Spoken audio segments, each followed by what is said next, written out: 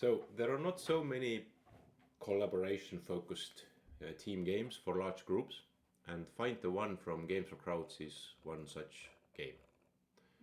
So there are a couple of things you need to know about that specific game. The first thing is that it's meant for in-person events. So it will absolutely not work for hybrid events nor virtual events. And the reason is that you need to be close to another player physically in order to play this cooperative small exercise. Hence, you need to be in the same place. The second is that the game has collective dimension, so everybody is working for the same goal as a whole. And also, once two players hook up and have this kind of mini match, the mini match is also cooperative, so the outcome is always the same for both parties. And in order to fulfill it, they need to cooperate. But there is also this second dimension that after you announce the collective result, you can still award the best or most active participants as well. So it's collective most of all, but it's kind of individual as well. And the third one is that it's quite short game. So it's 10 to 30 minutes and you should not use it for 1 hour. This is a little bit too long. So you should aim at having the game intensive. And the game does not depend so much on how many players or how many participants do you have in your event. So you can run the 20-minute game if you have 100 players, or if you have 500 players, or even if you have 1,000 players. It will still work roughly the same. Also, the time is very flexible, so you as a host can actually modify the time during the game. To set up the game, we click play now, and we are right away host screen. And the host screen is where you run the whole show. It has a very brief how to run section. The game is simple, so quite simple to run. It has some statistics. It has the game timer that you can actually then modify during the game as well. It has some presenter page options. You can choose the language. But the important thing maybe to know as well is that this game does not depend very much on the language. It can be played very well with the multilingual groups. You can set the custom logo, of course. I'm going to open the presenter link by clicking the presenter link and then just opening it in a new tab. But it doesn't need to run in the same computer. You can just copy link, send it to somebody, and the guy can just open it on the big screen, for example. I'm just going to open it in the new tab. On the left, I have the host screen, and in the middle I have the presenter screen. And the people can join the game just scanning the QR code here. This is the first option to join the game. The second option to join the game is that you go to the g4c.app and enter the code if you can't scan the QR code for some reason. And also another option is that the host can get the player link copied.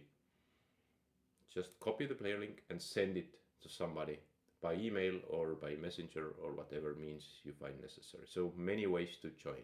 So my setup is left the host screen, in the middle the presenter screen, and then I have two player devices who have not joined the game yet. So let's log them in as well. Now we have two players in a game and the game has not started yet. Now you notice that when the game has started, the players can still join, and also each player has the ability to invite a new player. So just by clicking the link, they have the same QR. So anybody who did not pay attention can be invited into the game even later when the game is already well on their way. And then the next thing I want to show is that the session timer, that is now 19 minutes basically, can be modified on the fly by the host. So if I just reduce the time here, it will reduce it for all the players. To connect to another player, you physically need to find a person and you need to reveal your code, and the other player just enters this code. And once the code is entered, then right away they have 12 seconds to find the one icon that is the same on both of the devices. There is only one icon that is the same. So we ran out of time, but you can actually stop the video if you want to and go back and see if there was this one icon that was the same between the two devices. So we get both 0 points for that. Let's try again with the same player. So again, we get a new unique code, and we get the screen opened for both players, and we are looking for the icon that is the same on the both screens. And let's say we think it's that. Now the player clicked it, it was the wrong guess, so both players got 0 points. So if the faster player makes the choice, the cooperation ends for both players. Let's try again. So, and see if we can actually find the icon that is the same. So you can see that we are ticking down with the score as well. So longer it takes, the less score we will get. And let's click this one this time. So it appears that we were able to find the correct answer, and both players get the same amount of points. Okay.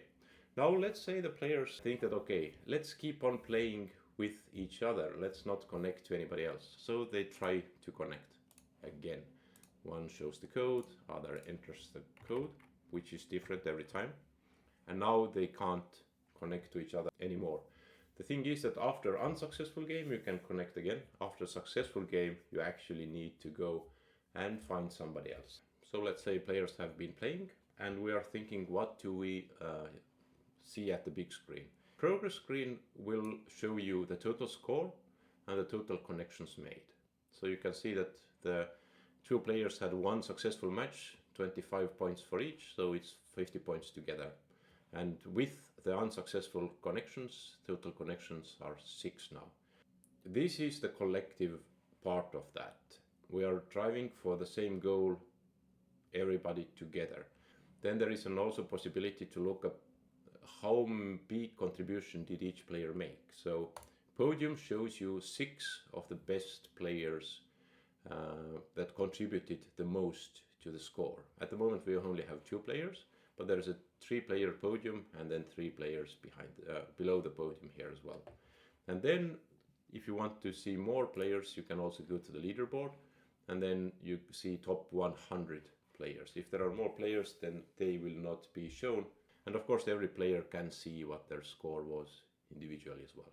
So what you can do is that you can actually build the excitement on the common goal, and then after that you can say, hey, the biggest contributors were these, and you can kind of give the individual prizes out as well if you want. This is what the game does. Give it a go and let us know how it went. Thanks.